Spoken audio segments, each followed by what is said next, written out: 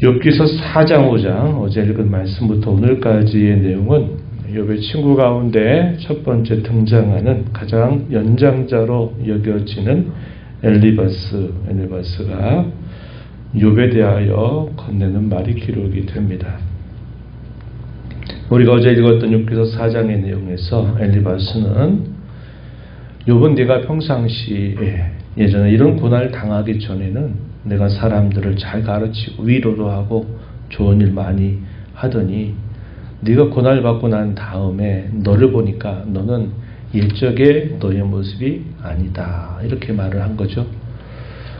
겉과 속이 너는 다른 사람이로구나 하는 식의 이야기를 했지만 우리가 살펴본 것처럼 하나님은 욥에 대하여 처음부터 그런 사람이라고 말씀하지 않으셨습니다. 겉과 속이 투명하고 일치하는 사람이었다. 이렇게 하나님은 처음부터 그렇게 욥에게 말씀을 하신 것입니다.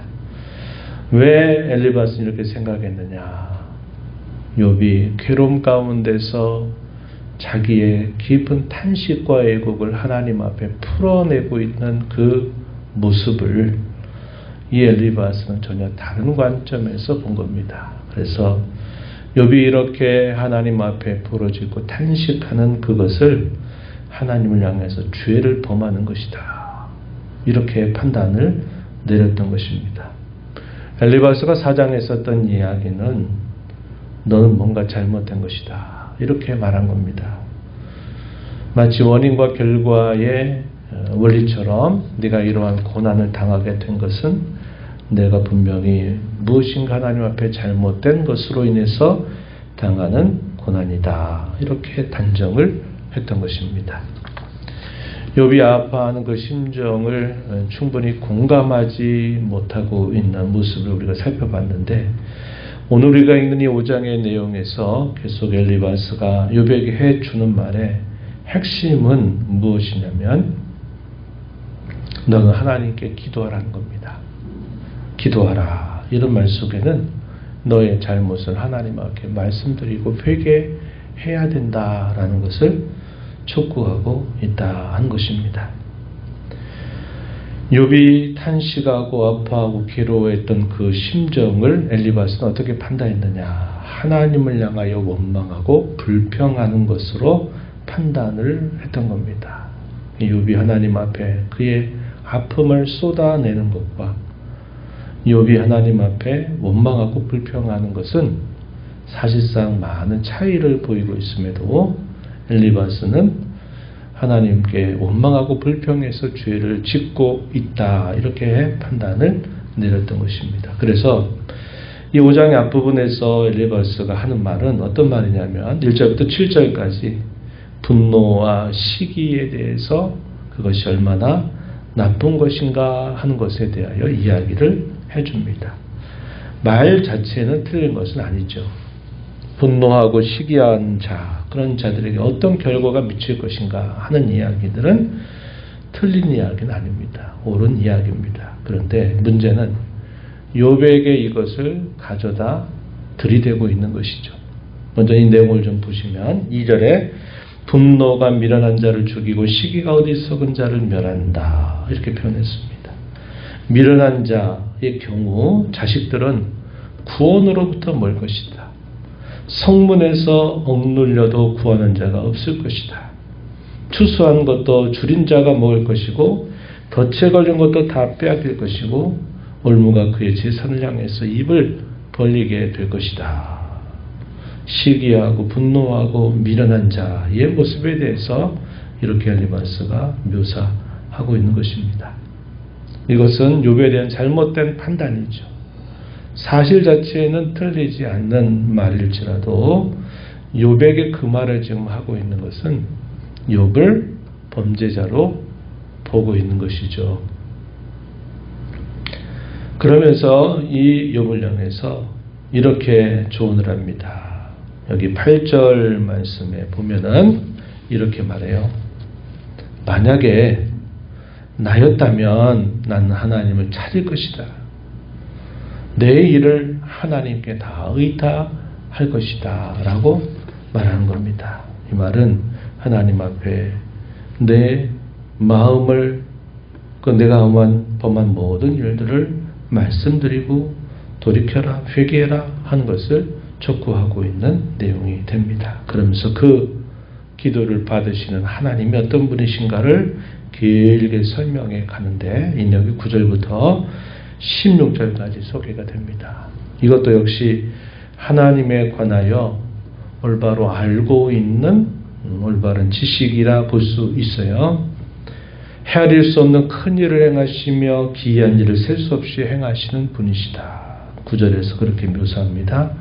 또 10절 11절에 보면 비를 땅에 내리시고 물을 밭에 보내시고 낮은 자를 높이 드시고 왜곡하는 자를 일으키셔서 구원에 이르게 하시는 분이다. 하나님은 이 모든 일들을 지으시고 섭리 가운데 이끌어 가시고 구원의 손길을 베푸시는 분이다. 이렇게 하나님을 소개했습니다. 12절 이하에 보면 악한 자들에 대하여 하나님이 어떻게 하시는가? 교활한 자의 계교는 꺾으신다. 그들의 손이 성공하지 못하게 하시는 분이시다. 자기를 지혜롭다 여기는 자, 그 사람들의 계략을 그러한 계략에 빠지게 하시고 강교한 자의 계략을 무너뜨리시는 분이시다. 하나님은 그렇게 섭리하시는 분이시다. 이렇게 말합니다. 15절 16절에 반면에 가난한 자를 강한 자의 칼과 그 입에서 구원해 주시는 분, 그들의 손에서 구출하여 주시는 분이시다. 하나님은 의와 구원을 행하시는 그런 분이시다. 이렇게 소개하면서 그 하나님을 찾겠고 그 하나님께 의탁하는 것이 마땅한 일이다. 이렇게 엘리바스가 욥에게 말해줍니다. 만약에 앞에 쭉 이야기를 하지 않고 이러한 이야기를 하면서 하나님 이런 분이시지 않냐. 그러니까 우리가 이런 하나님께 함께 기도하자라고만 했다면 욥에게 적지 않은 큰 위로와 힘이 됐을 겁니다. 그런데 문제는 뭐냐면 어떠한 맥락에서 이야기를 엘리바스가 꺼내느냐 하는 것입니다. 그가 알고 있는 지식이라 할지라도 그 지식을 이 욥에게 잘못되이 적용을 한 일로 인해서 욥은 더 깊은 상처를 받게 되는 모습이 되는 것이죠. 17절부터 마지막 절 내용에서는 징계를 잘 받는 자가 받게 되는 복이 이러이러한 복이다라는 사실을 설명해 줍니다. 17절에서는 전능자의 징계를 업신여기지 말아라, 가벼이 여기지 말아라 이렇게 말하면서 하나님께 징계를 받는 자가 복이 있다 이렇게 말하고 자기가 오랜 시간 동안 살펴보고 또 연구한 결과가 역시 분명히 그와 같다라고 이야기했습니다. 27절 말씀 마지막 절에 보면 볼지어다 우리가 연구한 바가 이와 같으니 너는 들어보라 그러면 내가 알 것이다 라고 말합니다. 그래서 이 엘리바스가 하는 이 말은 역시 이 말 자체가 틀린 것은 아니죠. 징계를 잘 감당하는 자, 그런 자들은 분명히 복을 받게 된다라는 것은 틀린 말이 결코 아니에요. 이 징계의 특징에 관해서 뭐라고 말하는 18절 이하에 하나님은 아프게 하시다가도 싸매시는 분이다. 상하게 하시다가도 그의 손으로 고쳐주시는 분이시다.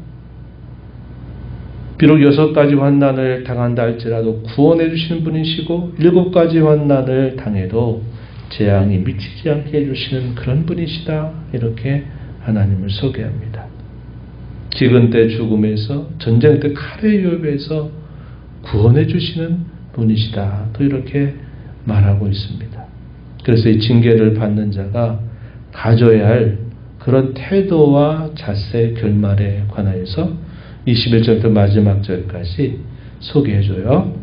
혀의 채찍을 피하여 숨을 수가 없고 멸망이 올 때 두려워하지 아니할 것이고 멸망과 기근을 비웃게 될 것이고 들짐승을 두려워하지 않게 될 것이다. 너의 장막은 평안함을 얻고 잃은 것이 없게 될 것이고 자손은 많아지고 후손이 땅의 풀과 같이 될 것이다. 번성할 것이다.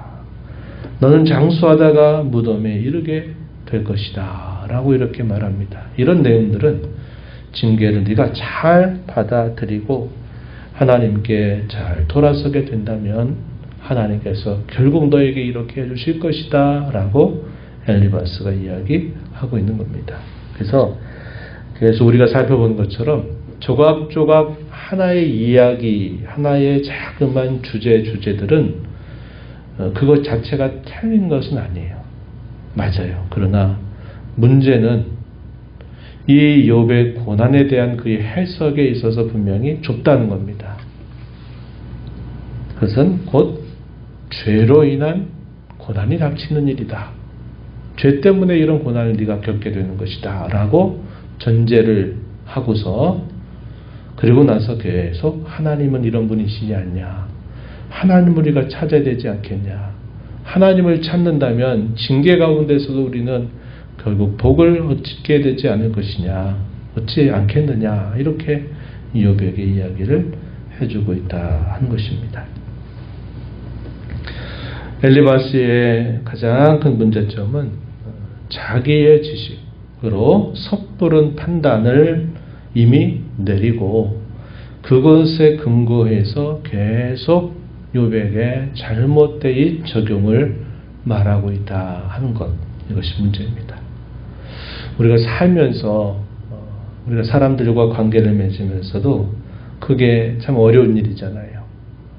맥락과 여러 상황들이나 상황들을 잘 살펴서 그의 적절한 말을 잘 말해주는 것이 얼마나 소중하고 귀합니까? 그런데 상황이 아닌데 엉뚱한 말을 해가지고 만약에 그런 이야기를 해보세요. 그러면은 어떻게 됩니까? 그 관계가 틀어지게 되는 거예요. 그런 것들이 우리가 살면서 굉장히 중요한 일이 되죠. 그래서 우리가 예전에 잠언서 읽을 때도 때에 적절한 말을 하는 것이 얼마나 귀한 것이냐. 그러한 것들을 누차 강조한 바가 있는 겁니다.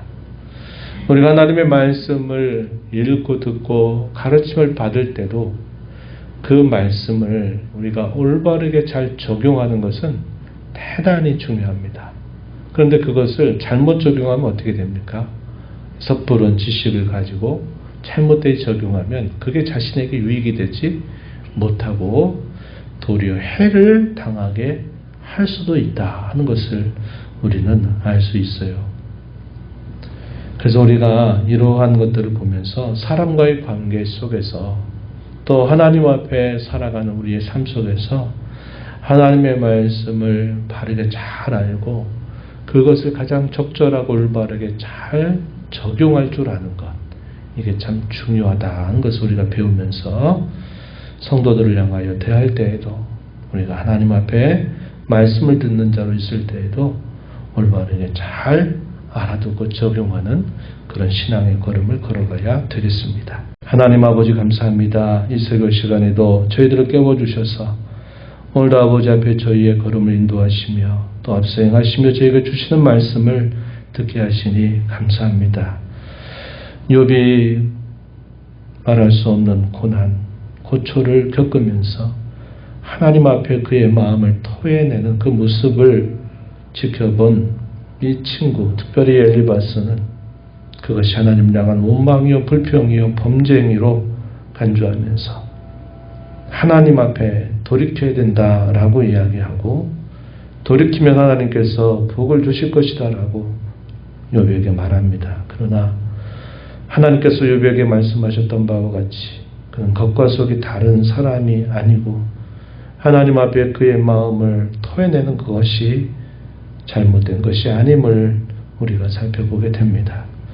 우리가 알고 있는 짤막한 지식, 또 그 지식을 가지고 우리가 무엇인가를 논할 때마다 항상 빠지기 쉬운 그런 허물과 잘못이 바로 섣부른 판단에 의한 잘못된 적용이 될 수 있음을 배웁니다. 성도들과 사람과의 관계 속에서도 이러한 지혜를 늘 주의하여 행할 줄 알게 하시며 하나님께서 저에게 말씀을 들려주시고 읽게 하실 때마다 그 말씀의 참뜻을 잘 알아듣고 그 말씀을 저희의 삶에 잘 적용하여 순종해 가는 저희들의 신앙이 되기를 간절히 바라옵나이다. 은혜의 보호자 앞에 나와서 아버지 은혜를 구하는 모든 심령들의 간구를 기울여 주시고 응답해 주시기를 바라며 예수님 이름으로 기도하옵나이다. 아멘.